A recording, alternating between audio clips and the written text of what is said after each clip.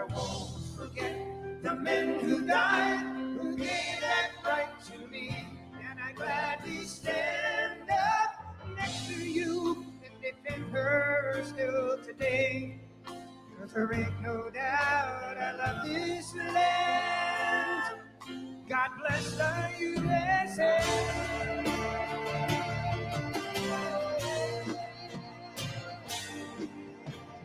I'm proud to be an American, where at least I know I'm free.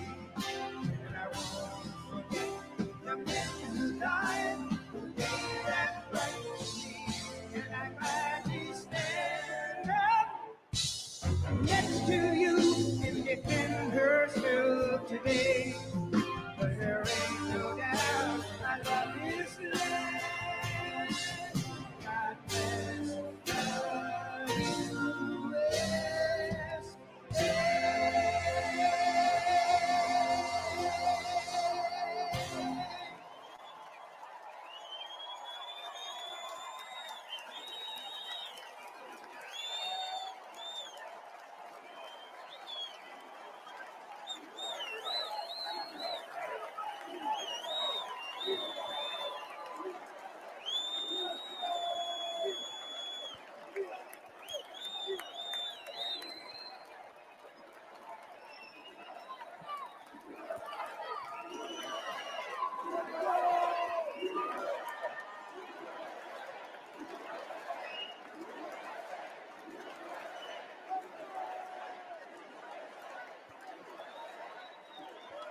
Thank you very much. Thank you very, very much. Wow. And thank you, Dana. Thank you, Kid Rock, sometimes referred to as Bob. And thank you, Lee, right from the beginning. Thank you very much. What a talent. What a beautiful, beautiful song. Thank you. Friends, delegates, and fellow citizens, I stand before you this evening with a message of confidence, strength, and hope.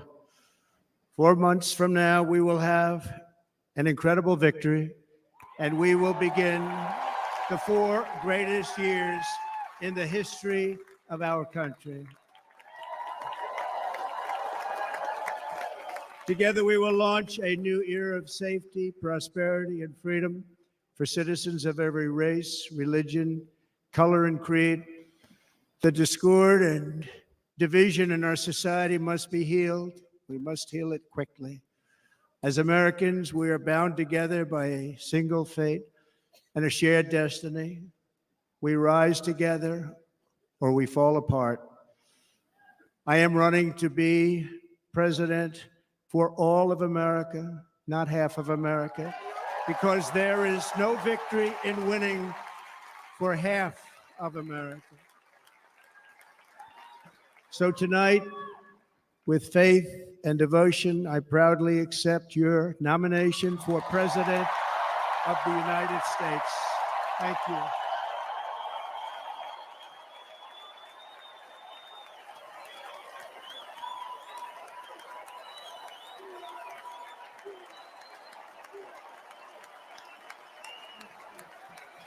Thank you.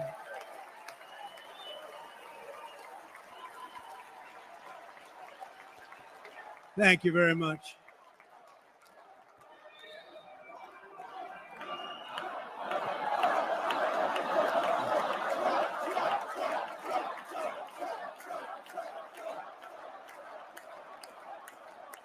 Thank you very much.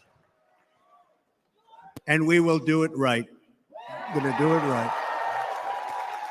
Let me begin this evening by expressing my gratitude to the American people for your outpouring of love and support following the assassination attempt at my rally on Saturday.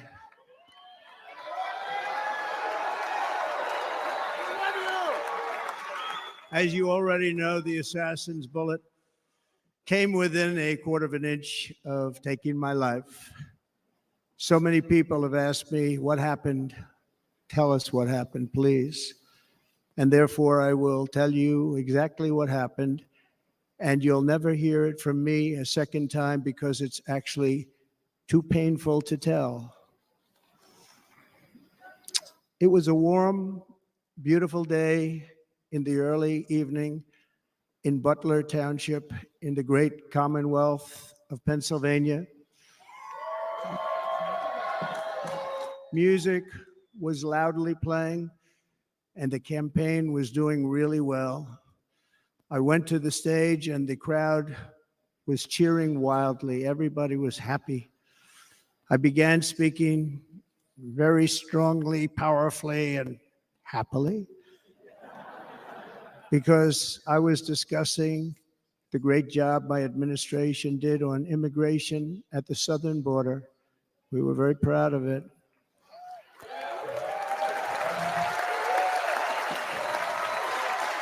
Behind me and to the right was a large screen that was displaying a chart of border crossings under my leadership. The numbers were absolutely amazing. In order to see the chart, I started to, like this, turn to my right and was ready to begin a little bit further turn, which I'm very lucky I didn't do, when I heard a loud whizzing sound and felt something hit me really, really hard on my right ear. I said to myself, wow, what was that? It can only be a bullet. And moved my right hand to my ear, brought it down. My hand was covered with blood, just absolutely blood all over the place. I immediately knew it was very serious, that we were under attack, and in one movement proceeded to drop to the ground.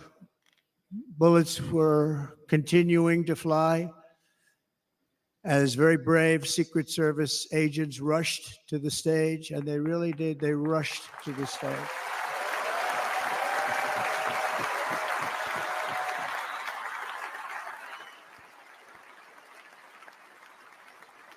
These are great people at great risk, I will tell you, and pounced on top of me so that I would be protected. There was blood pouring everywhere, and yet, in a certain way, I felt very safe because I had God on my side. I felt that.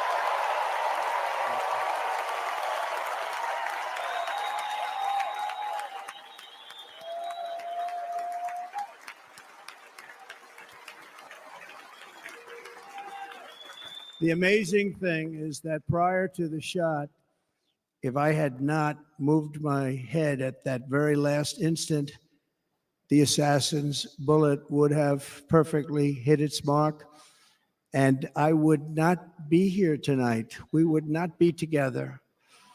The most incredible aspect of what took place on that terrible evening in the fading sun was actually seen later. In almost all cases, as you probably know, and when even a single bullet is fired, just a single bullet, and we had many bullets that were being fired, crowds run for the exits or stampede, but not in this case. It's very unusual.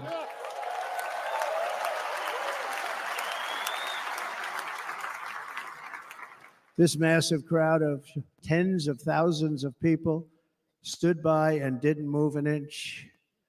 In fact, many of them bravely, but automatically stood up looking for where the sniper would be. They knew immediately it was a sniper, and then began pointing at him. You can see that if you look at the group behind me. That was just a small group compared to what was in front.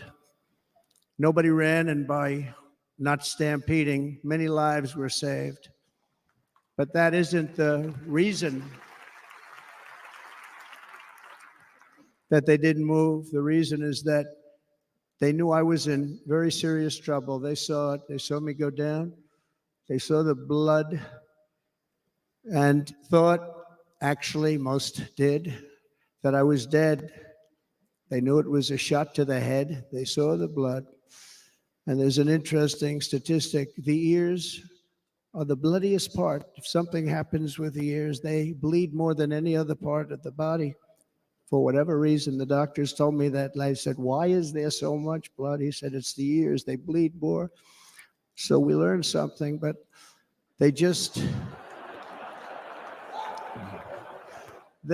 this beautiful crowd, they didn't want to leave me. They knew I was in trouble. They didn't want to leave me. And you can see that love written all over their faces. They're incredible people. They're incredible people. Bullets were flying over us, yet I felt serene.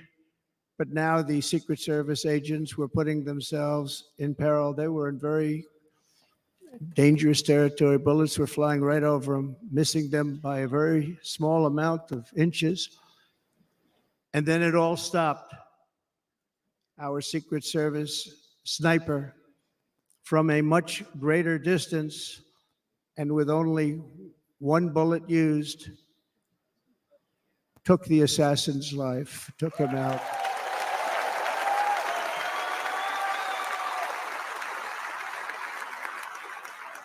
I'm not supposed to be here tonight. Not supposed to be here. No.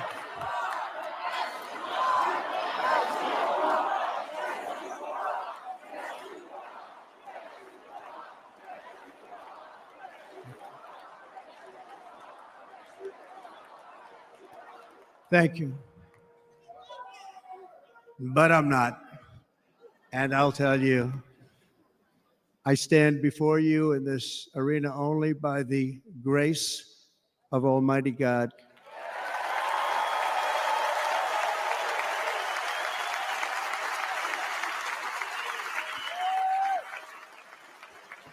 In watching the reports over the last few days, many people say it was a providential moment. Probably was. When I rose surrounded by Secret Service, the crowd was confused because they thought I was dead, and there was great, great sorrow. I could see that on their faces as I looked out. They didn't know I was looking out. They thought it was over, but I could see it. I wanted to do something to let them know I was okay. I raised my right arm, looked at the thousands and thousands of people that were breathlessly waiting, and started shouting, "Fight, fight, fight."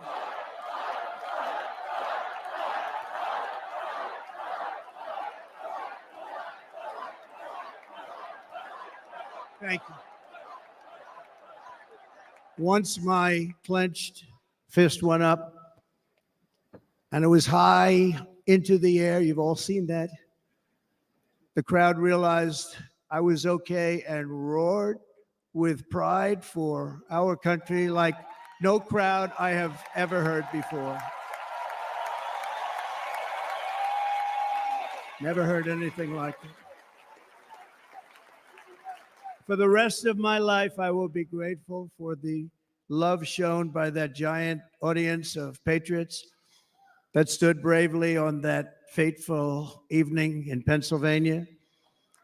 Tragically, the shooter claimed the life of one of our fellow Americans, Corey Comparator. Unbelievable person, everybody tells me. Unbelievable. And seriously wounded, two other great warriors. Spoke to them today. David Dutch and James Copenhaver. Two great people. I also spoke to all three families of these tremendous people. Our love and prayers are with them and always will be. We're never going to forget them. They came for a great rally. They were serious Trumpsters, I want to tell you. They were serious Trumpsters and still are. But Corey, unfortunately, we have to use the past tense. He was incredible. He was a highly respected former fire chief, respected by everybody. Was accompanied by his wife, Helen, incredible woman. I spoke to her today, devastated, and two precious daughters. He lost his life selflessly acting as a human shield to protect them from flying bullets. He went right over the top of them and was hit. What a fine man he was.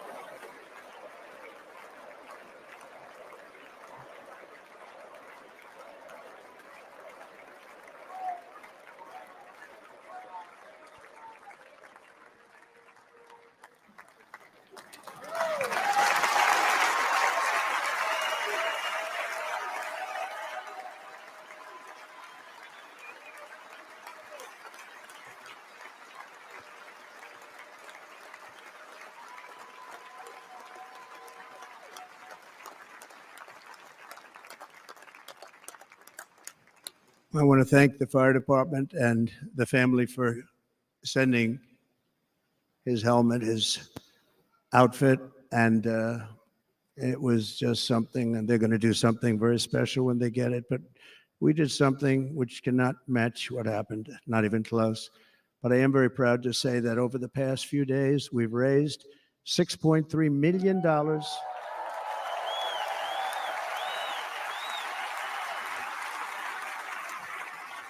for the families of David, James, and Corey, including from a friend of mine just called up. He sent me a check right here. I just got it. $1 million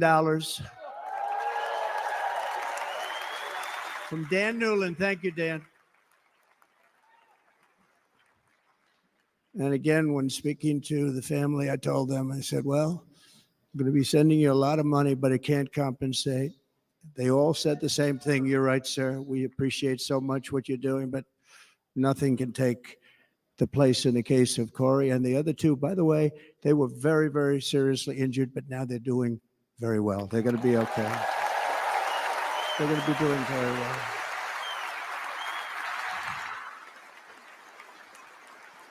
They're warriors. So now I ask that we observe a moment of silence in honor of our friend Corey.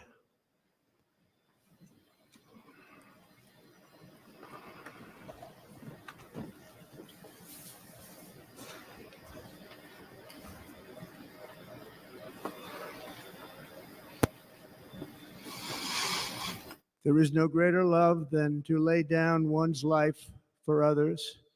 This is the spirit that forged America in her darkest hours, and this is the love that will lead America back to the summit of human achievement and greatness. This is what we need.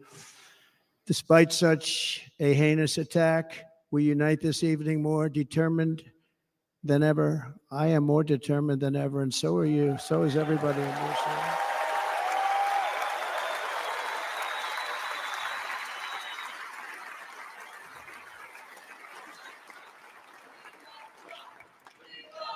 Thank you.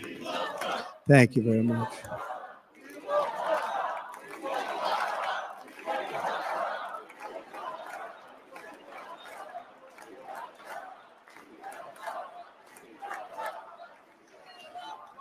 Our resolve is unbroken and our purpose is unchanged to deliver a government that serves the American people better than ever before. Nothing will stop me in this mission because our vision is righteous and our cause is pure.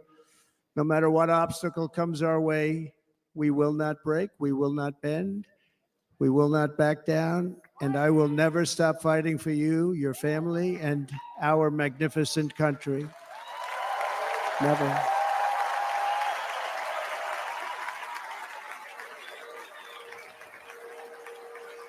And everything I have to give with all of the energy and fight in my heart and soul, I pledge to our nation tonight. Thank you very much. I pledge that to our nation. We're going to turn our nation around, and we're going to do it very quickly. Thank you.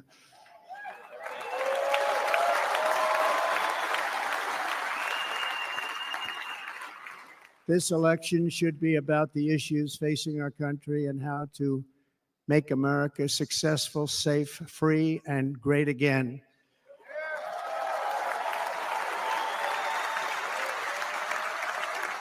In an age when our politics too often divide us, now is the time to remember that we are all fellow citizens. We are one nation under God, indivisible, with liberty and justice for all.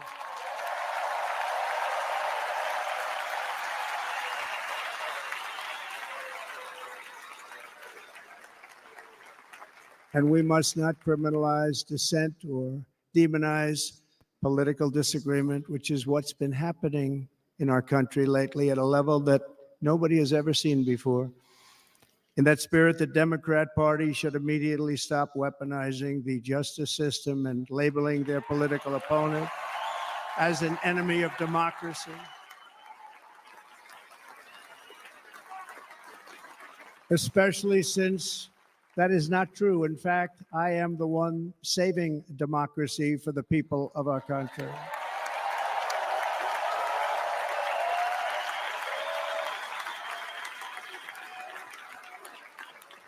And very big news, as you probably just read. On Monday, a major ruling was handed down from a highly respected federal judge in Florida, Eileen Cannon, finding that the prosecutor and the fake documents case against me were totally unconstitutional, and the entire case was thrown out of court. With all of that publicity, thrown out of court. If Democrats want to unify our country, they should drop these partisan witch hunts, which I have been going through for approximately 8 years. And they should do that without delay and allow an election to proceed that is worthy of our people. We're going to win it anyway, but worthy of our people. On this journey, I am deeply honored to be joined by my amazing wife, Melania.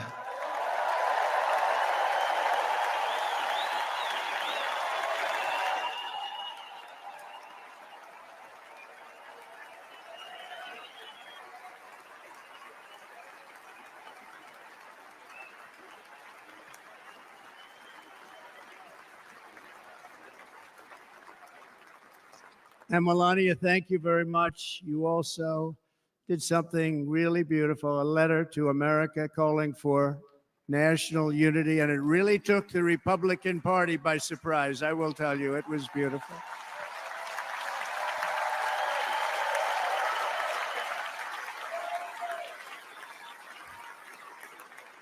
In fact, some very serious people said that we should take that letter and put it as part of the Republican platform. That would be an honor, wouldn't it? Right, Mr. Congressman? But it captivated so many. So I also want to thank my entire family for being here. Don, Kimberly, Ivanka and Jared, Eric and Lara, Tiffany and Michael, Barron. We love our Barron.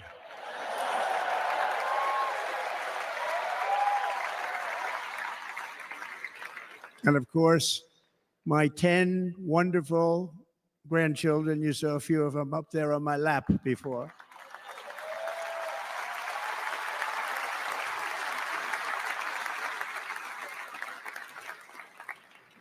And how good was Dana?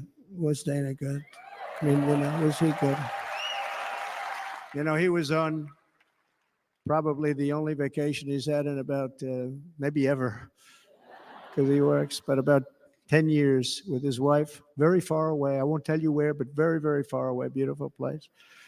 And my people called and he said, yeah, I won't be able to do it. This is many, many years. I promised my wife I can't do it. And they came in, they said, Dana won't be able to do it because he was my first, second, and third choice.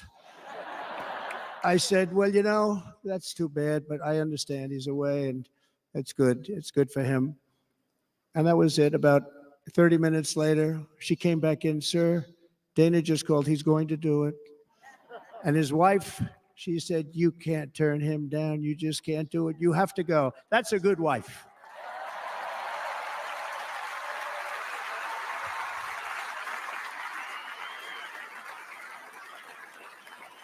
So he got on a plane. He got here a little while ago. Now he's going to get on the plane in a little while, and he's going to go back home to his wife.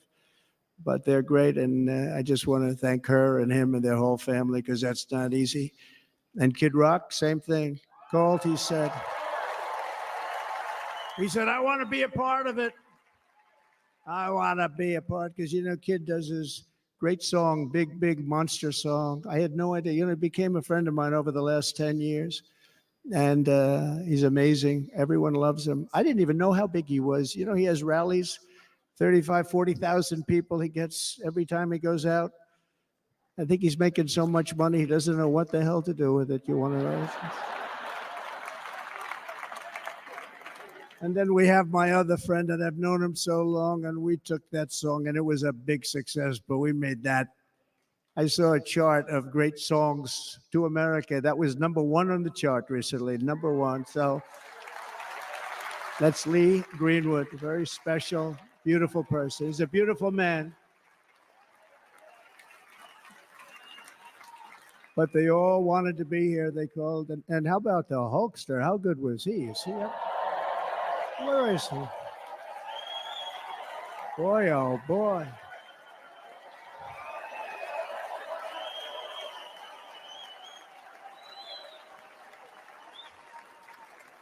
They may call that entertainment. I know about entertainment, but when he used to lift a 350-pound man over his shoulders and then bench press him 2 rows into the audience, I say maybe entertainment, but he is one strong son of a gun. I will tell you, I watched it many times. There aren't a lot of entertainers that can do that, right? You were fantastic. Thank you very much. Followed by Eric. What was that all about? Boy, that was good. I didn't want to really come up here. But he was so great, and he's such a good young man. He went through a lot of trouble, and Don last night was incredible. They went through so much trouble. They got subpoenaed more than any people probably in the history of the United States. Every week they get another subpoena from the Democrats, crazy Nancy Pelosi, the whole thing, just boom, boom, boom. They've got to stop that, because they're destroying our country. We have to work on making America great again, not on beating people. And we won. We beat them in all. We beat them on the impeachments. We beat them on indictments. We beat them. But the time that you have to spend, if they would devote that genius to helping our country, we'd have a much stronger and better country.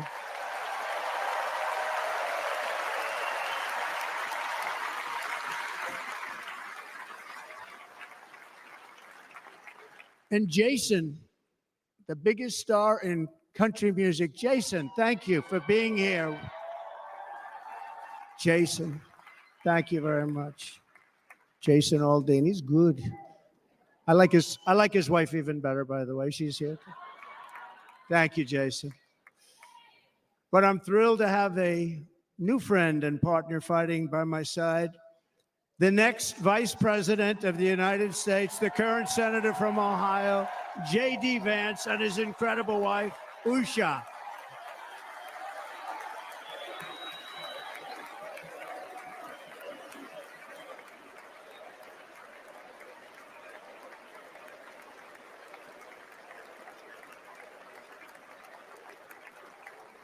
He's going to be a great Vice President. He's going to be great. He'll be with this country and with this movement, greatest movement in the history of our country, Make America Great Again.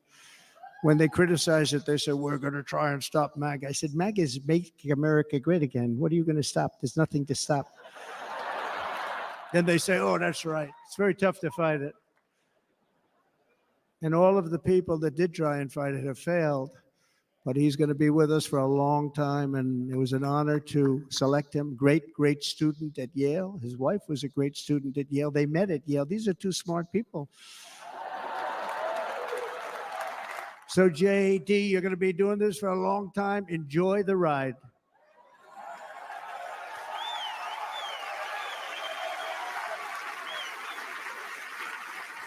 And a very special thank you to the extraordinary people of Milwaukee, and the great state of, oh, there they are. There they are. You are so easy to spot. And Green Bay's going to have a good team this year, right? They're going to have a good team. They're going to have a good team. Most of the audience doesn't like it, but it's true. You're going to have a very good team this year. And by the way, Wisconsin, we are spending over $250 million here, creating jobs and other economic development all over the place. So I hope you will remember this in November and give us your vote. I am trying to buy your vote. I'll be honest about that.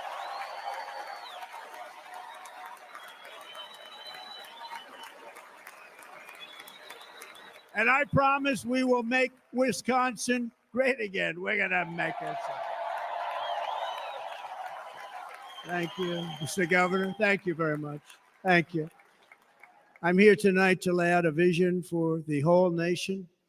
To every citizen, whether you're a young or old man or woman, Democrat, Republican, or independent, black or white, Asian or Hispanic, I extend to you a hand of loyalty and of friendship.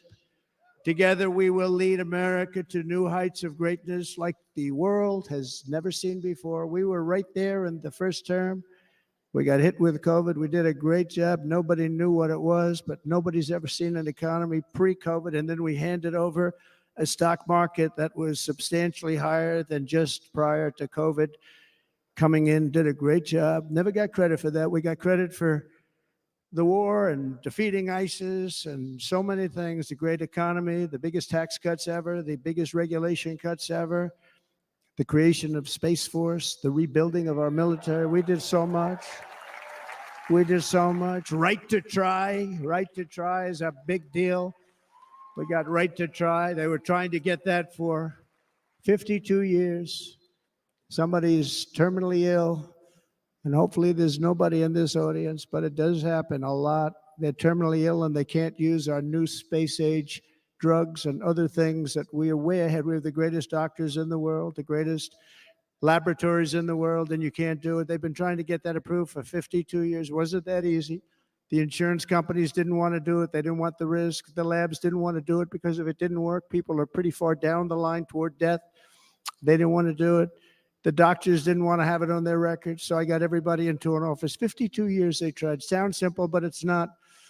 And I got them to agree that somebody that needs it will, instead of going to Asia, Europe, or someplace, or if you have no money going home and dying, just die. We got them to sign an agreement, agree to it, where they're not going to sue anybody. They're going to get all of this stuff. They're going to get it really fast. And what's happened is we're saving thousands and thousands of lives. It's incredible. Right to try. It's a great feeling. Under our leadership, the United States will be respected again.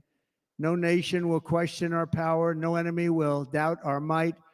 Our borders will be totally secure. Our economy will soar. We will return law and order to our streets, patriotism to our schools, and importantly, we will restore peace, stability, and harmony all throughout the world. But to achieve this future, we must first rescue our nation from failed and even incompetent leadership. We have totally incompetent leadership. This will be the most important election in the history of our country. Under the current administration, we are indeed a nation in decline. We have an inflation crisis that is making life unaffordable, ravaging the incomes of working and low-income families, and crushing, just simply crushing our people like never before. They've never seen anything like it. We also have an illegal immigration crisis, and it's taking place right now as we sit here in this beautiful arena. It's a massive invasion at our southern border that has spread misery, crime, poverty, disease, and destruction to communities all across our land. Nobody's ever seen anything like it. Then there's an international crisis, the likes of which the world has seldom been part of. Nobody can believe what's happening. War is now raging in Europe and the Middle East. A growing specter of conflict hangs over Taiwan, Korea, the Philippines, and all of Asia. And our planet is teetering on the edge of World War III. And this will be a war like no other war because of weaponry. The weapons are no longer army tanks going back and forth shooting at each other. These weapons are obliteration. It's time for a change. This administration can't come close to solving the problems. We're dealing with very tough, very fierce people. They're fierce people. And we don't have fierce people. We have people that are a lot less than fierce, except when it comes to cheating on elections and a couple of other things. Then they're fierce. Then they're fierce.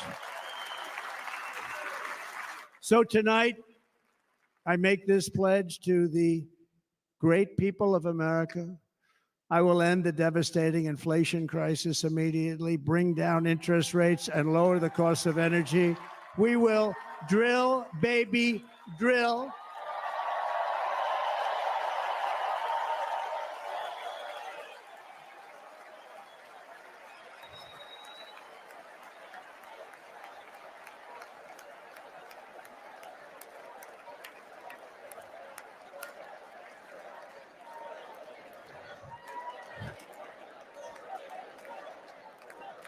Can you believe what they're doing?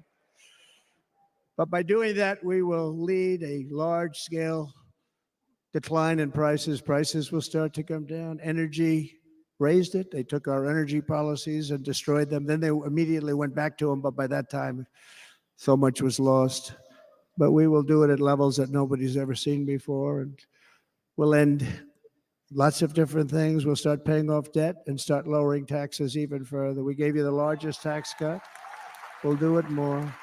You know, people don't realize I brought taxes way down, way down, and yet we took in more revenues the following year than we did when the tax rate was much higher. Most people said, how did you do that? Because it was incentive. Everybody was coming to the country. They were bringing back billions and billions of dollars into our country. The companies made it impossible to bring it back. The tax rate was too high, and the legal complications were far too great. I changed both of them, and hundreds of billions of dollars by Apple and so many other companies were brought back into our nation, and we had an economy the likes of which no nation had ever seen. China, we were beating them at levels that were incredible. And they know it. They know it. We'll do it again, but we'll do it even better. I will end the illegal immigration crisis by closing our border and finishing the wall, most of which I've already built.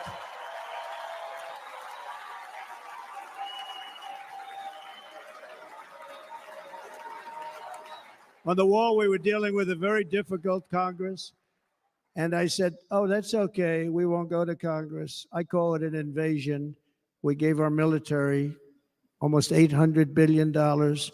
I said, I'm going to take a little of that money because this is an invasion. And we built, most of the wall is already built. And we built it through using the funds because what's better than that? We have to stop the invasion into our country that's killing hundreds of thousands of people a year. We're not going to let that happen. I will end every single international crisis that the current administration has created, including the horrible war with Russia and Ukraine, which would have never happened if I was president, and the war caused by the attack on Israel, which would have never happened if I was president. Iran was broke. Iran had no money. Now Iran has $250 billion. They made it all over the last 2.5 years. They were broke. I watched the other day on a show called Deface the Nation. Has anyone seen it? And they had a congressman who was a Democrat say, well, whether you like him or not, Iran was broke dealing with Trump. I told China and other countries, if you buy from Iran, we will not let you do any business in this country, and we will put tariffs on every product you do send in of 100% or more. And they said to me, well, I think that's about it. They weren't going to buy any oil. And they were ready to make a deal. Iran was going to make a deal with us. And then we had that horrible, horrible result that we'll never let happen again. The election result, we're never going to let that happen again. They used COVID to cheat. We're never going to let it happen again. And they took off all the sanctions and they did everything possible for Iran. And now Iran is very close to having a nuclear weapon, which would have never happened. This is a shame what this administration, the damage that this administration has done. And I say it often, if you took the 10 worst presidents in the history of the United States, think of it, the 10 worst, added them up, they will not have done the damage that Biden has done. Only going to use the term once. Biden, I'm not going to use the name anymore, just one time. The damage that he's done to this country is unthinkable. It's unthinkable. Together we will restore vision, strength, competence, and we're going to have a thing called common sense making most of our decisions, actually. It's all common sense. Just a few short years ago, under my presidency, we had the most secure border and best economy in the history of our country, in the history of the world. We had the greatest economy in the history of the world.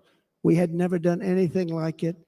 We were beating every country, including China, by leaps and bounds. Nobody had seen anything like it. We had no inflation, soaring incomes were going. Nobody can believe it. You can't believe what happened 4 years ago is happening now in reverse. And the world was at peace. Inflation has been a killer for our country. No matter what you make it, it doesn't matter because inflation is eating you alive. People that were putting away money, they were making great wages, the highest they've ever made, but they were putting away a lot of money. Now they are just being destroyed. They're not putting away anything. They're barely living. They're going into savings accounts. They're taking out their money to live because of inflation. Inflation, remember, it's called a country buster. You can go back to Germany from 100 years ago. You can go back to any country that suffered great inflation. We've suffered the worst inflation we've ever had. But go back and see what's happened to those countries. We've had the worst inflation we've ever had under this person.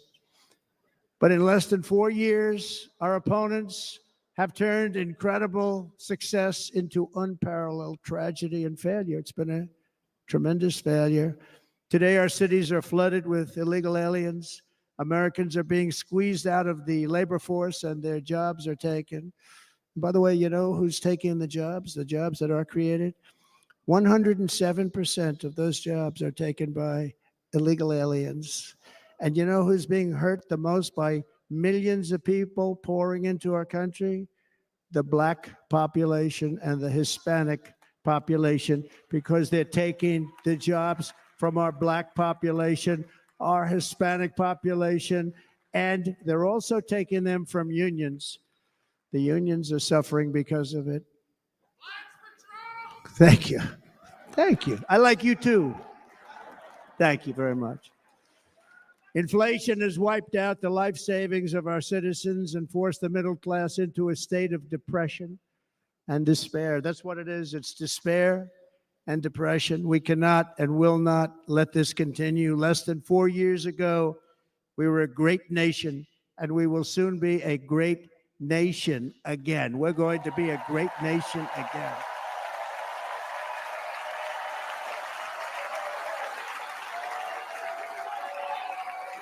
Thank you.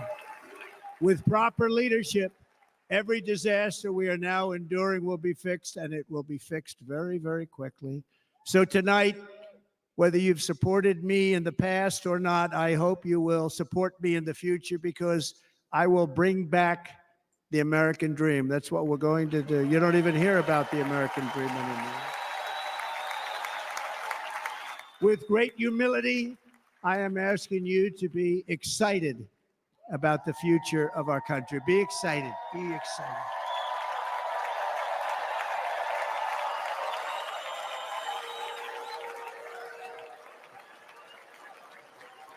And by the way, the news reports, oh, look at all of those big networks. Look at them. They're all here. But every one of them has said this could be the most organized, best run, and most enthusiastic convention of either party that they've ever seen. Every single one.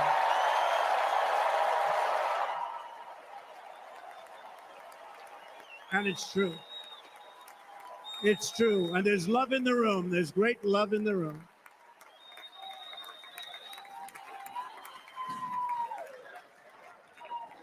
So I better finish strong. Otherwise, we'll blow it. And we can't let that happen. Now, this was great. All of the great people that spoke, and everybody hit a home run. I mean, there's not one that I can think of where I said, oh, gee, that wasn't great. Every single person. I refuse to be the only one. Don't do that to me. They're already getting ready. See, I gave them an idea. Now, this was a great convention. This was, I think we're actually going to go home and miss it. You know, usually with a first of all, look at these crowds. You'd never have this at a convention. Look at these crowds.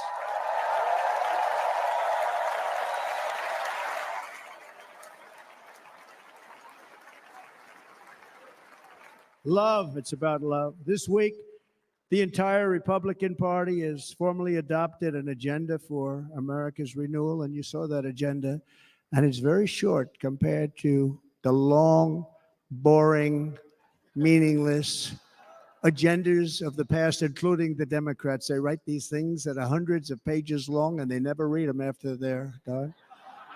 In their case, fortunately, they don't read them because they're pretty bad. It's a series of bold promises that we will swiftly implement when you give us a Republican House. And Mr. Speaker, thank you very much. We have our great Speaker of the House with us tonight. Mr. Speaker, thank you very much. Thank you. A Republican Senate, we have many senators here. And send me back to our beautiful White House just a few short months from now. We're talking about just months. It can't come fast enough. We have to get it done. First, we must get economic relief to our citizens. Starting on day one, we will drive down prices and make America affordable again. We have to make it affordable. It's not affordable. People can't live like this. Under this administration, our current administration, groceries are up 57%, gasoline is up 60 and 70%, mortgage rates have quadrupled. And the fact is, it doesn't matter what they are because you can't get the money anyway. You can't buy houses. Young people can't get any financing to buy a house. The total household costs have increased an average of $28,000 per family under this administration. Republicans have a plan to bring down prices and bring them down very, very rapidly. By slashing energy costs, we will in turn reduce the cost of transportation, manufacturing, and all household goods. So much starts with energy. And remember, we have more liquid gold under our feet than any other country by far. We are a nation that has the opportunity to make an absolute fortune with its energy. We have it, and China doesn't.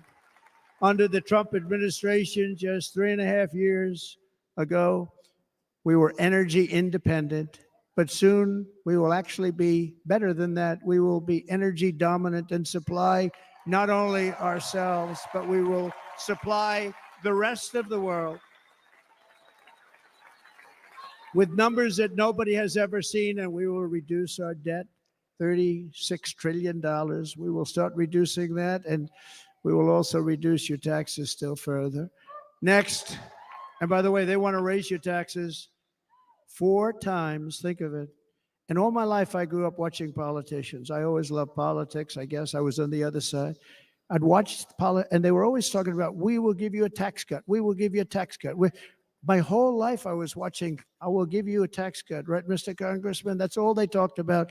This is the only administration that said, we're going to raise your taxes by 4 times what you're paying now, and people are supposed to vote for them?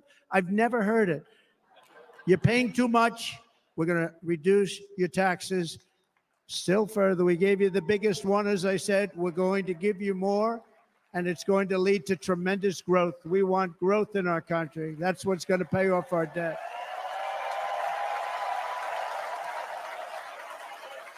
And next, we will end the ridiculous and actually incredible waste of taxpayer dollars that is fueling the inflation crisis. They've spent trillions of dollars on things having to do with the Green New Scam. It's a scam. And that's caused tremendous inflationary pressures in addition to the cost of energy. And all of the trillions of dollars that are sitting there not yet spent, we will redirect that money for important projects like roads, bridges, dams, and we will not allow it to be spent on meaningless green new scam ideas.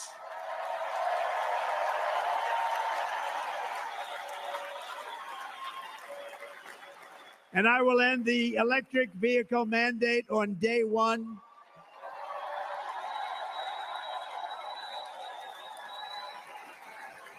Thereby saving the U.S. auto industry from complete obliteration, which is happening right now, and saving U.S. customers thousands and thousands of dollars per car.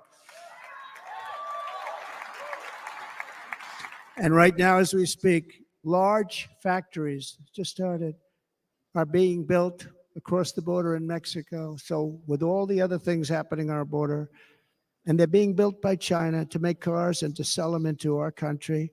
No tax, no anything.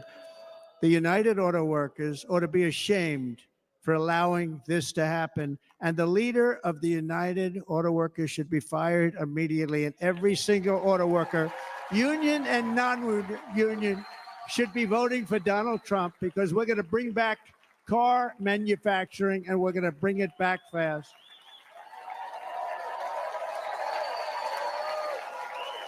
They're building some of the largest auto plants anywhere in the world. Think of it, in the world. We're going to bring it back. We're going to make them. We don't mind that happening, but those plants are going to be built in the United States, and our people are going to man those plants.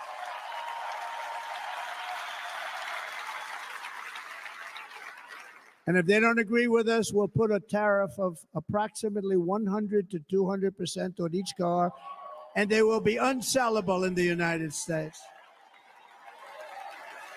We have long been taken advantage of by other countries.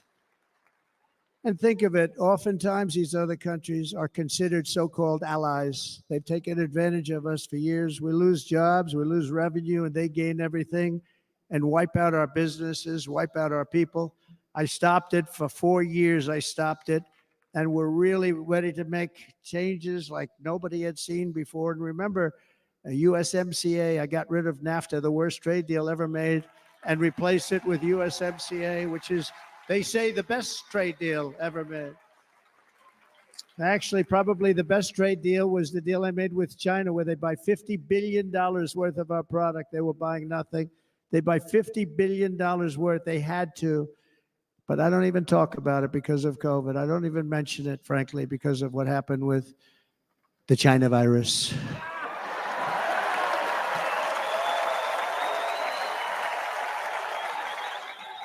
We will not let countries come in, take our jobs, and plunder our nation. They come and do that.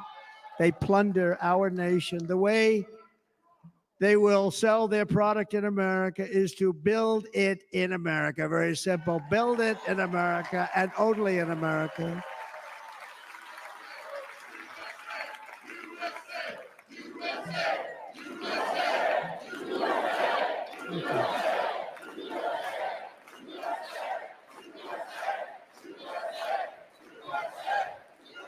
And this very simple formula in Congress has to go along with us, and they will. This very simple formula will create massive numbers of jobs. We will take over the auto industry again, and many, many hundreds of thousands of jobs. We lost so many jobs over the years. If you go back 20, 25 years, they've stolen, going to China and Mexico, about 68% of our auto industry manufacturing jobs. We're going to get them all back. We're going to get them all back, every one of them. At the center of our plan for economic relief are massive tax cuts for workers that include something else that's turned out to be very popular, actually. Here it's very popular in this building and all those hotels that I saw that are so nice. I'm staying in a nice one. It's called no tax on tips. No tax on tips. No tax on tips.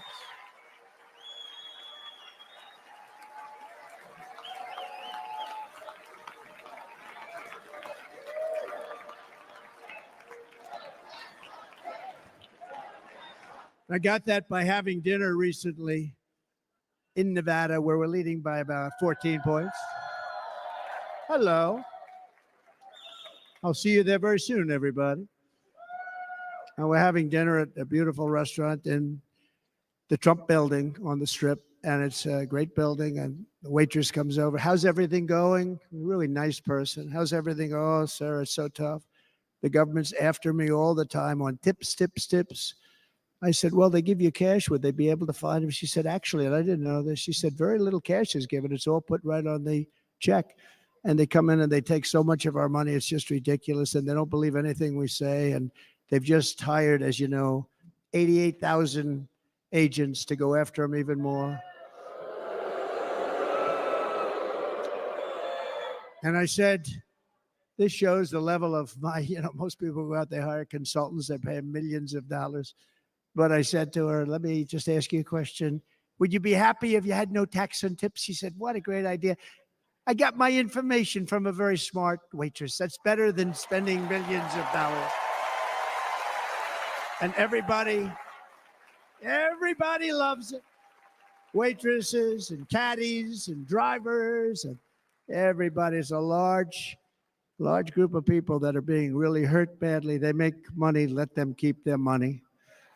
I'm going to protect Social Security and Medicare. Democrats are going to destroy Social Security and Medicare because all of these people, by the millions they're coming in, they're going to be on Social Security and Medicare and other things, and you're not able to afford it. They are destroying your Social Security and your Medicare. Under my plan, incomes will skyrocket, inflation will vanish completely, jobs will come roaring back, and the middle class will prosper like never, ever before, and we're going to do it very rapidly.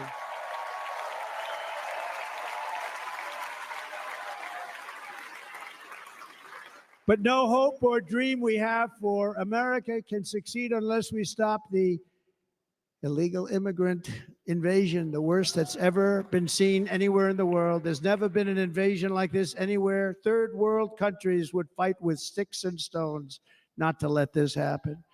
The invasion at our southern border, we will stop it, and we will stop it quickly. You heard Tom Homan yesterday. Tom Homan, put him in charge and just sit back and watch. Brandon Judd, the Border Patrol, he's incredible. These guys, they really, their job is a lot easier if they don't have to do anything, but they want to. They're patriots. Brandon Judd, Border Patrol, ICE. ICE goes out. You have to see what ICE does with MS-13. You have these are probably the worst gang, and ICE goes in there. And I know a lot of people in these rows here, and they're very tough people, but they don't want to do this job. They'll go into a pack of MS-13 killers. They're the worst, probably the worst gangs in the world. We have thousands of them. I moved thousands and thousands out in my 4 years. We moved them out, and it was a pleasure. But ICE would go right into a pack of these killers, and you see fists flying, you see everything flying, and then they take them. They put them in a paddy wagon. They take them back and they get them out of our country. And the other countries weren't accepting them back. And I called up and I said, tell them that we're not giving them economic aid anymore. And the next day I got calls from all of these countries that were terminated. Billions of dollars we spend on economic aid to countries that does us, frankly, no good. And the next day I was called by everybody. I couldn't take all the calls. Sir, what's the problem? I said, you won't take your killers back that you sent in caravans into America. You won't take them back. Well, sir, if you'd like us to, we would give very serious consideration to doing that. And within 24 hours, they were being taken back. For years and years, when I first came in, they said President Obama tried to get him to go back, and they wouldn't accept him. They'd put planes on the runway so you couldn't leave the plane. They'd close the road so you couldn't take the buses. They'd all have to turn back. As soon as I said no more economic aid of any kind to any country that does that, they called back and they said, sir, it would be our great honor to take MS-13. We love them very much. We love them very much, sir. We'll take them back. At the heart of the Republican platform is our pledge to end this border nightmare and fully restore the sacred and sovereign borders of the United States of America. And we're going to do that on day one.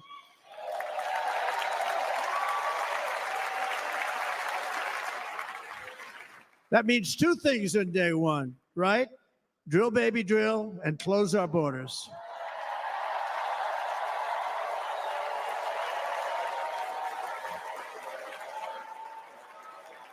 And by the way, and I think everybody as a Republican, as a patriot in this room, and most Democrats, we want people to come into our country, but they have to come into our country legally. Legally.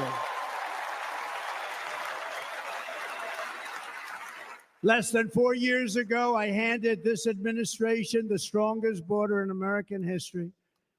But you can see on the chart that saved my life, that was the chart that saved my life. I said, look it, I'm so proud of it. I think it's one of the greatest. It was done by the Border Patrol, one of the greatest charts I've ever seen. It showed everything just like that. You know the chart. Oh, there it is. That's pretty good. Wow. Last time I put up that chart, I never really got to look at it. But without that chart, I would not be here today.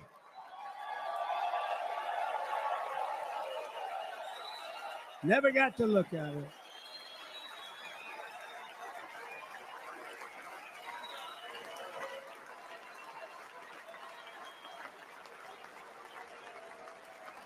I said, you got to see this chart. I was so proud of it. And by the time I got to there, I never got to see it that day.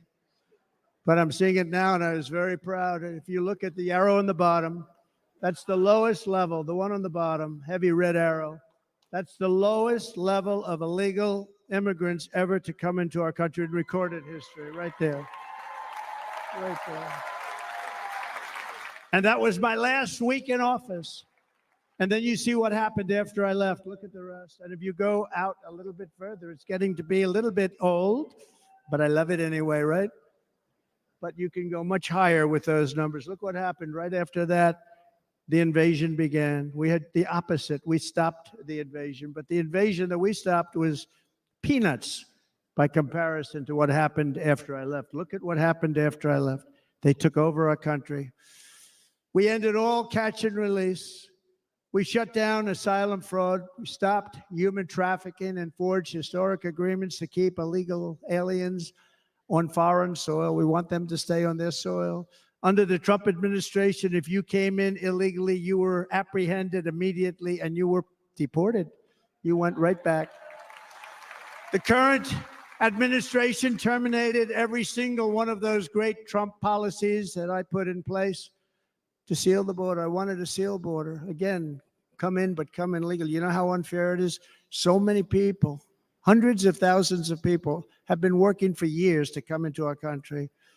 And now they see these people pour into our country at levels that are unprecedented. It's so unfair.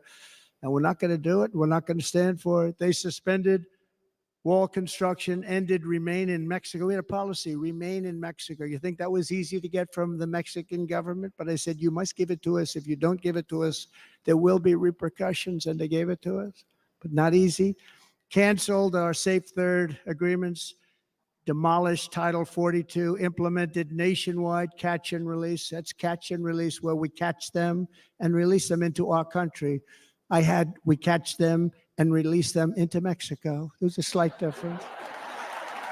And took 93, this is the previous administration, 93 executive actions to throw open our border to the world. The entire world is pouring into our country because of this very foolish administration. The greatest invasion in history is taking place right here in our country.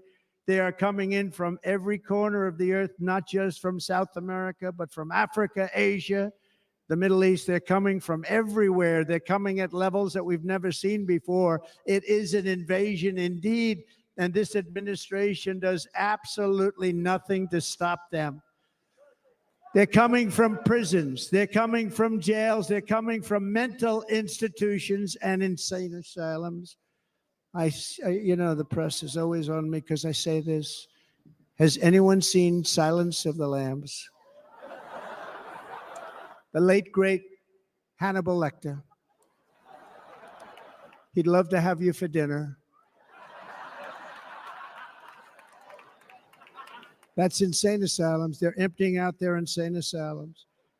And terrorists are coming in at numbers that we've never seen before. Bad things are going to happen. Meanwhile, our crime rate is going up while crime statistics all over the world are going down because they're taking their criminals and they're putting them into our country. A certain country, and I happen to like the president of that country very much, but he's been getting great publicity because he's a wonderful shepherd of the country. He says how well the country's doing because their crime rate is down. And he said he's training all of these rough people. They're rough. He's training them. And I've been reading about this for 2 years. I think, oh, that's wonderful. Let's take a look at it. But then I realized he's not training them. He's sending all of his criminals, his drug dealers, his people that are in jails. He's sending them all to the United States. And he's different in that he doesn't say that. He's trying to convince everybody what a wonderful job he does in running the country. Well, he doesn't do a wonderful job. And by the way, if I ran one of the countries, many countries from all over, I would be worse than any of them. I would have had the place totally emptied out already.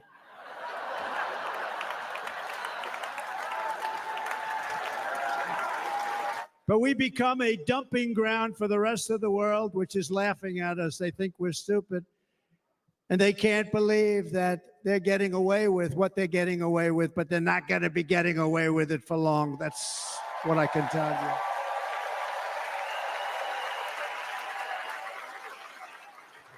In Venezuela, Caracas, high crime. Caracas, Venezuela, really a dangerous place, but not anymore. Because in Venezuela, crime is down 72%. In fact, if they would ever win this election, I hate to even say that, we will have our next Republican convention in Venezuela because it will be safe. Our cities will be so unsafe, we won't be able. We will not be able to have it there. In El Salvador, murders are down by 70%. Why are they down? Now, he would have you convinced that because he's trained murderers to be wonderful people. No. They're down because they're sending their murderers to the United States of America. This is going to be very bad. And bad things are going to happen, and you're seeing it happen all the time. That's why, to keep our families safe, the Republican platform promises to launch the largest deportation operation in the history of our country. Even larger than that of President Dwight D. Eisenhower from many years ago. You know, he was a moderate, but he believed very strongly in borders. He had the largest deportation operation we've ever had. Just recently, I spoke to the grieving mother of Jocelyn Nungary, a wonderful woman, a precious 12-year-old girl from Houston who last month was tied up, assaulted, and strangled to death after walking to the convenience store just a block away from her house. Her body was dumped near the side of the road in a shallow creek, found by some onlookers who couldn't believe what they had witnessed. Charged with Jocelyn's heinous murder are 2 illegal aliens from Venezuela who came across our border, were in custody, and were then released into the country by this horrible, horrible administration that we have right now. I also met recently with the heartbroken mother and sister of Rachel Morin. Rachel was a 37-year-old mom of 5 beautiful children who was brutally raped and murdered while out on a run. She wanted to keep herself in good shape. It was very important to her. She was murdered. The monster responsible first killed another woman in El Salvador before he was led into America by the White House. This White House let them in. He then attacked a 9-year-old girl and her mother in a home invasion in Los Angeles before murdering Rachel in Maryland. Traveled all throughout the country, doing tremendous damage. Rachel's mother will never be the same. I spent time with her. She will never be the same. I've also met with the wonderful family of Laken Riley, the brilliant 22-year-old nursing student. She was so proud of being first in her class, who was out for a jog on the campus of the University of Georgia when she was assaulted, beaten, and horrifically killed. Yet another American life was stolen by a criminal alien set free by this administration. And these were incredible people we're talking about. These were incredible people who died. Tonight, America, this is my vow. I will not let these killers and criminals into our country.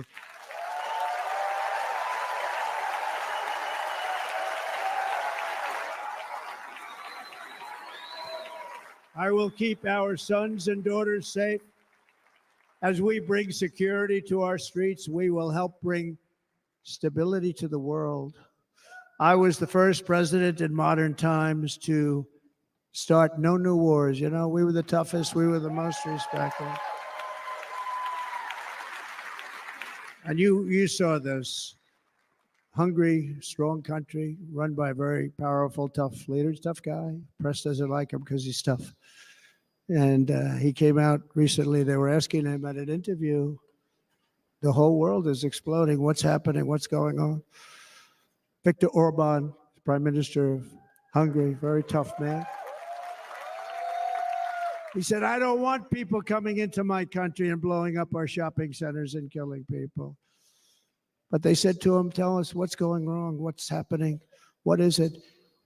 He said, there's only one way you're going to solve it. You got to bring President Trump back to the United States because he kept everybody at bay. So he used a word I wouldn't use because I can't use that word, because you'd say it was braggadocious. The press would say he was a braggart. I'm not a braggart. But Viktor Orban said it. He said Russia was afraid of him. China was afraid of him. Everybody was afraid of him. Nothing was going to happen. The whole world was at peace. And now the world is blowing up around us. All of these things that you read about were not going to happen. Under President Bush, Russia invaded Georgia. Under President Obama, Russia took Crimea. Under the current administration, Russia is after all of Ukraine. Under President Trump, Russia took nothing.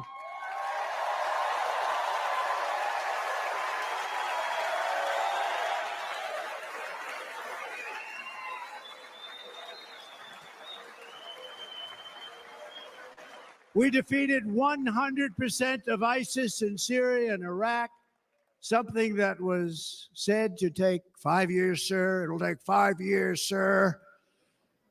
We did it in a matter of a couple of months. We have a great military. Our military is not woke. It's just some of the fools on top that are woke.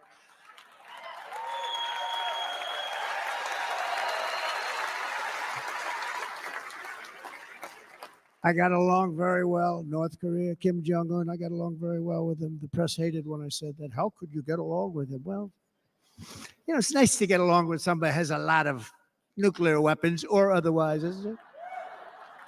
See, in the old days, they'd say, that's a wonderful thing. Now they say, how could you possibly do that? But no, I got along with him, and we stopped the missile launches from North Korea. Now North Korea is acting up again, but when we get back, I get along with him. He'd like to see me back, too. I think he misses me, if you want to know the truth. Our opponents inherited a world at peace and turned it into a planet of war. We're in a planet of war. Look at that attack on Israel. Look at what's happening with Ukraine. The cities are just bombed out. How can people live like that where buildings, massive buildings, are falling to the ground? It began to unravel with the disastrous withdrawal from Afghanistan, the worst humiliation in the history of our country. We have never had a humiliation like that. 13 heroic U.S. service members were tragically and needlessly killed. 45 others were horrifically wounded. Nobody ever talks about them.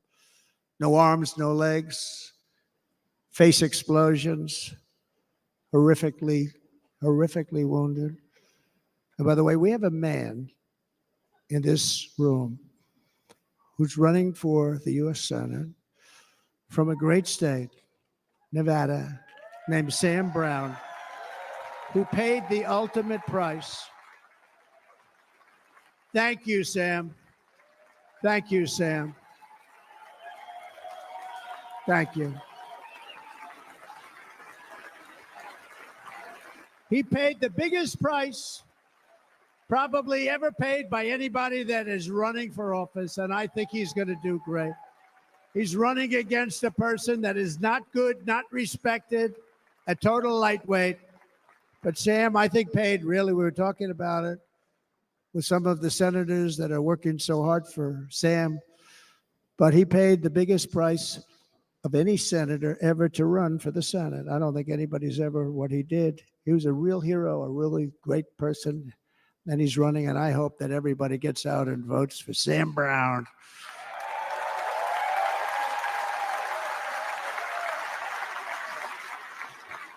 And we also left behind $85 billion worth of military equipment, along with many American citizens were left behind. Many, many American citizens, emboldened by that disaster. Russia invaded Ukraine. They saw this group of people that were incompetent. We took the soldiers out first. No, we're going to take the soldiers out second. If they would have followed my plan, we had a great plan. But the plan only kicked in if they did everything perfectly, and they weren't doing things perfectly. So we said it doesn't kick in. 18 months in Afghanistan, we didn't have one, so they were killing them left and right, snipers. And I spoke to the head of the Taliban. You've heard this story. Abdul, still there, still the head of the Taliban. The press got on me. Why would you speak to him? I said, because that's where the killing is. I don't have to speak to somebody that has nothing to do with it. And I told him, don't ever do that. Don't ever do that again. Don't ever do that again. You got to stop. Because during the Obama administration, many great people and soldiers, a lot of soldiers were being killed from long distance. I said, if you keep doing that, you're going to be hit harder than anybody's ever been hit by a country before.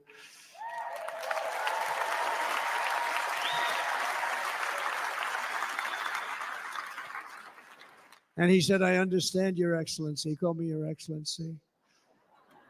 I wonder if he calls the other guy Your Excellency. I doubt it. The other guy gave him everything. I mean, what kind of a deal was that? He walked out, gave him everything. Do you know that right now Afghanistan is one of the largest sellers of weapons in the world?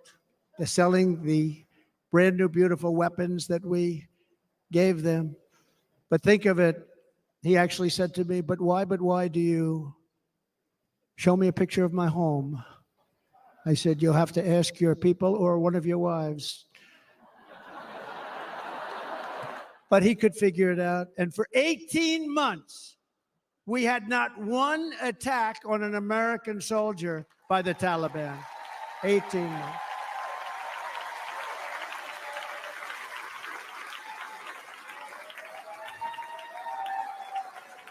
And then we had that horrible day where soldiers were killed. I was not there because of a ridiculous election.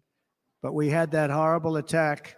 And they also gave up Bagram, one of the biggest bases anywhere in the world, air bases anywhere in the world, the longest runways, most powerful, hardened, thickened runways. We gave it up. And I liked it not because of Afghanistan. I liked it because of China. It's 1 hour away from where China makes their nuclear weapons. And you know who has it now? China has it now. We were keeping that. And now China is likewise circling Taiwan, and Russian warships and nuclear submarines are operating 60 miles off the coast in Cuba. Do you know that? No, the press refuses to write about it. If that were me running this country and we had nuclear submarines in Cuba, I will tell you that headlines every day would be, what's wrong with our president? You don't even hear this. You're not hearing about this. Russia has nuclear submarines and warships 60 miles away, Mr. Congressman, from Miami, by the way, happens to be here. Correct? In Cuba. And that would not be stood for if it were somebody else. They don't want to mention it, but now maybe they will. And the entire world, I tell you this, we want our hostages back, and they better be back before I assume office. Well, you will be paying a very big price.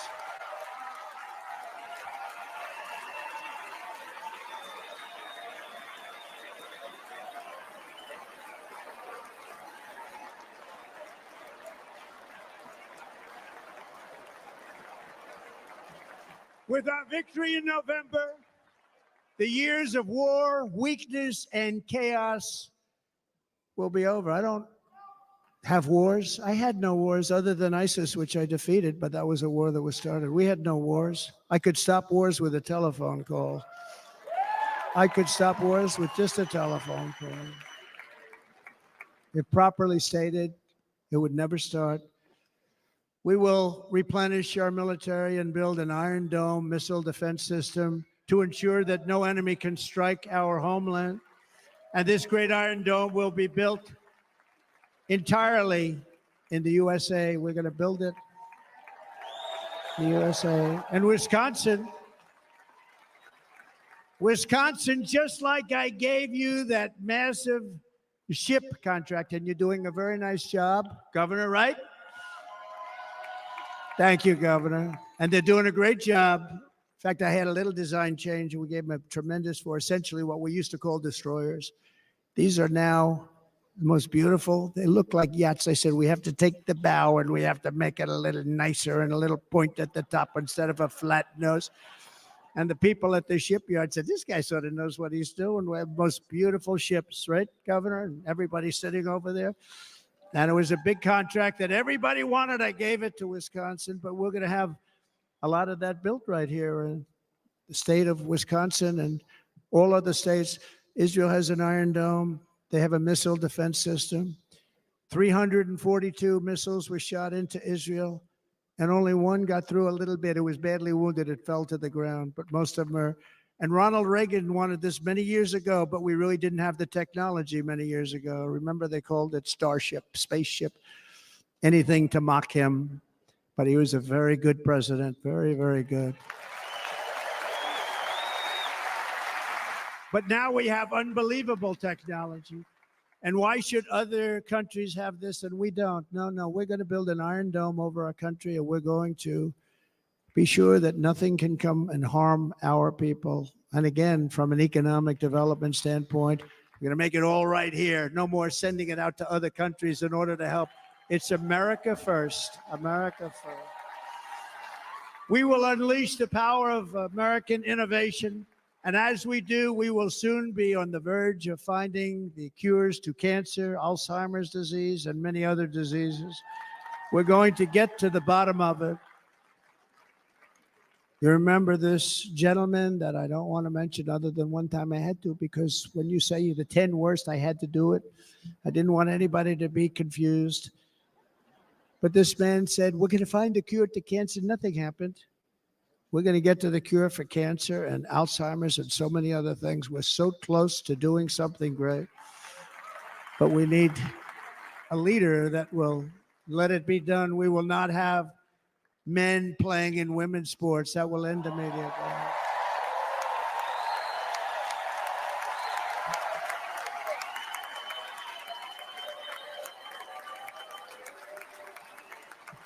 And we will restore and renovate our nation's once great cities, making them safe, clean, and beautiful again.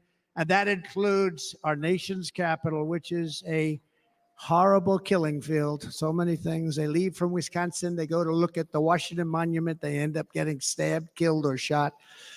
We will be very soon very proud of our capital, again, Washington, D.C.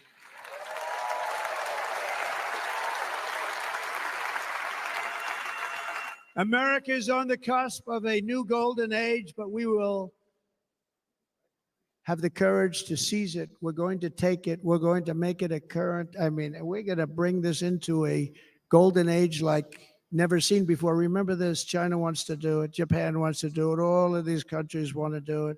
We have to produce massive amounts of energy if we're going to produce the new.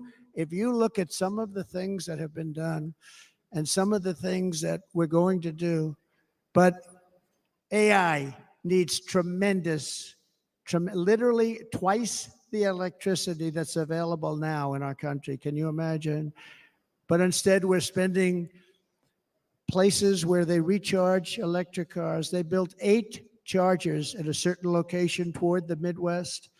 8 chargers for $9 billion. Think of them as a tank for filling up your gas. Think of it. They spent $9 billion on 8 chargers, 3 of which didn't work. And if you were going to do this all over our country, this crazy electric mandate, if you're going to do this all, and by the way, I'm all for electric. They have their application. But if somebody wants to buy a gas-powered car, gasoline-powered car, or a hybrid, they're going to be able to do it. And we're going to make that change on day 1.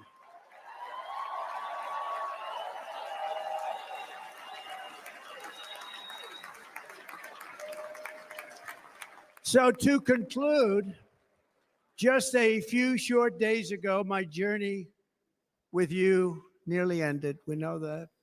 And yet, here we are tonight, all gathered together, talking about the future, promise, and a total renewal of a thing we love very much. It's called America.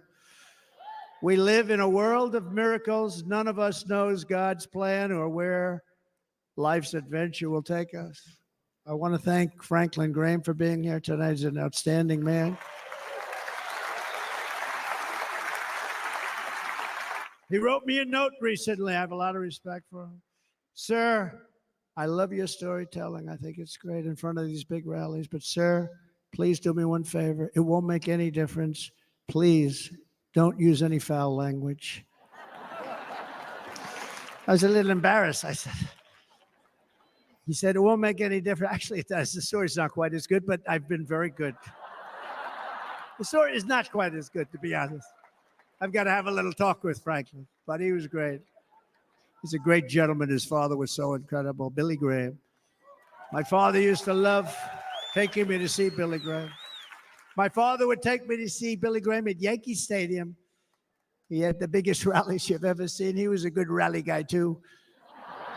But he'd get up, and he was a fantastic guy. My father loved Billy Graham. But I love Franklin Graham. I think Franklin's been fantastic. And I'm working so hard to adhere to his note to me. I'm working hard on it, Franklin.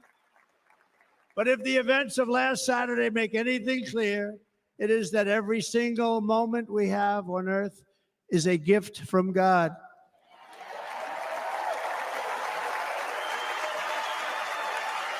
We have to make the most of every day for the people and for the country that we love.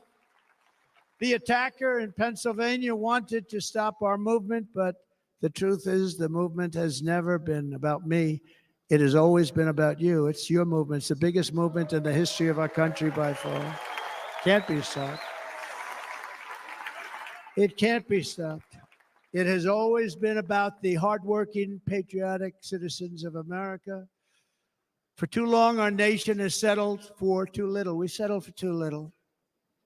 We've given everything to other nations, to other people. You've been told to lower your expectations and to accept less for your families. I am here tonight with the opposite message. Your expectations are not big enough. Not big enough. It is time to start expecting and demanding the best leadership in the world, leadership that is bold, dynamic, relentless, and fearless. We can do that. We are Americans. Ambition is our heritage. Greatness is our birthright. But as long as our energies are spent fighting each other, our destiny will remain out of reach, and that's not acceptable. We must instead take that energy and use it to realize our country's true potential and write our own thrilling chapter of the American story. We can do it together. We will unite. We are going to come together, and success will bring us together.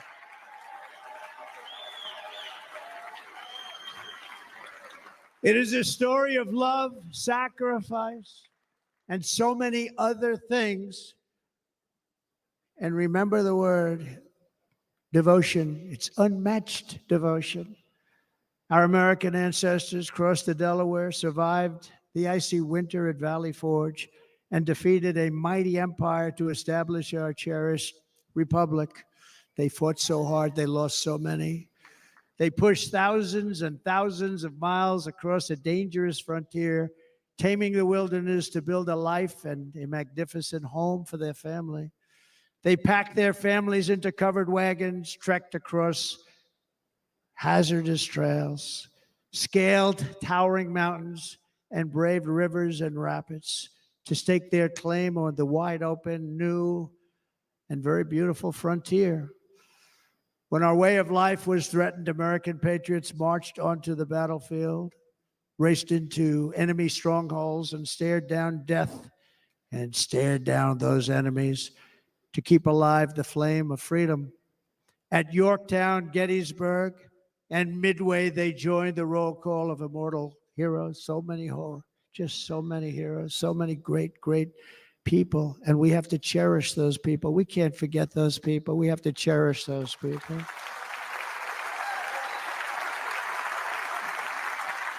And building monuments to those great people is a good thing, not a bad thing. They saved our country. No challenge was too much. No hardship was too great. No enemy was too fierce. Together, these patriots soldiered on and endured, and they prevailed because they had faith in each other, faith in their country, and above all, they had faith in their God.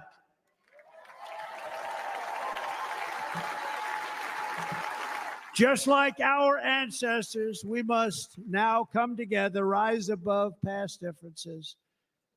Any disagreements have to be put aside and go forward, united as one people, one nation, pledging allegiance to one great, beautiful, I think it's so beautiful, American flag. Tonight, I ask for your partnership, for your support, and I am humbly asking for your vote. I want your vote. Going to make our country great again. Every day I will strive to honor the trust you have placed in me, and I will never, ever let you down. I promise that. I will never let you down. To all of the forgotten men and women who have been neglected, abandoned, and left behind, you will be forgotten no longer. We will press forward, and together we will win, win, win.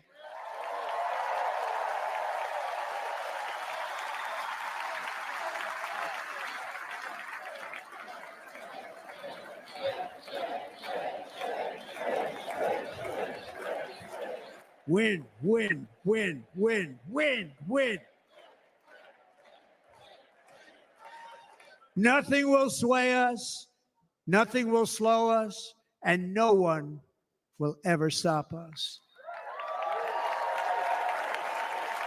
No matter what dangers come our way, no matter what obstacles lie in our path, we will keep striving toward our shared and glorious destiny, and we will not fail. We will not fail.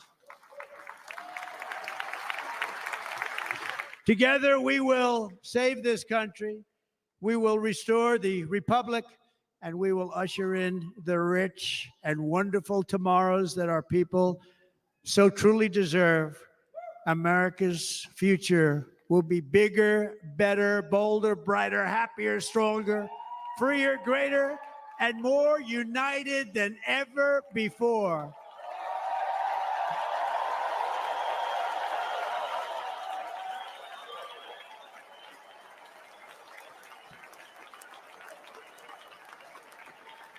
And quite simply put, we will very quickly make America great again. Thank you very much. Thank you very much, Wisconsin. God bless you. God bless you, Wisconsin, and God bless the United States of America, our great country. Thank you very much, everybody. Thank you.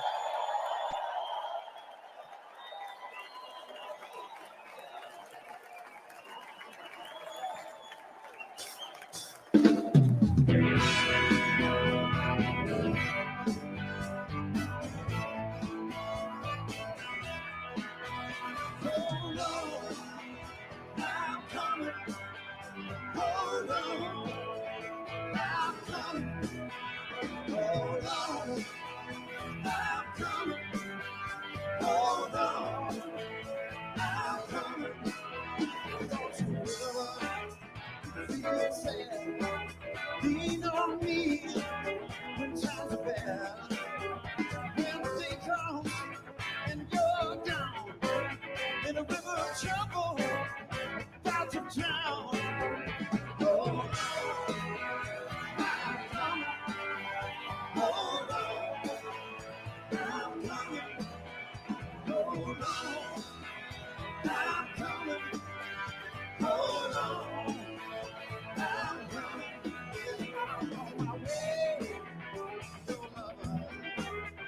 when you get cold, feel cold.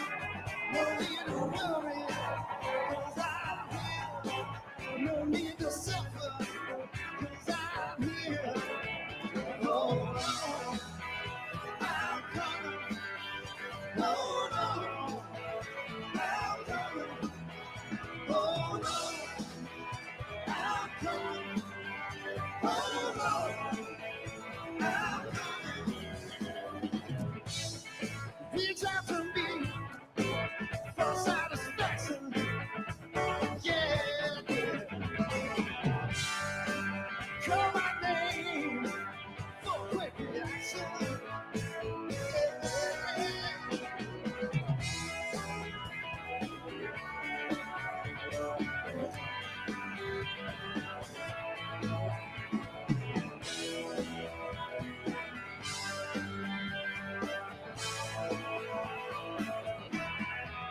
Hey, hold on, I'm coming. Hold on, I'm coming. Hold on, I'm coming. Hold on, I'm coming. Yeah, hold on, I'm coming. Hold on, I'm coming. Hold on, I'm coming. Hold on, I'm coming.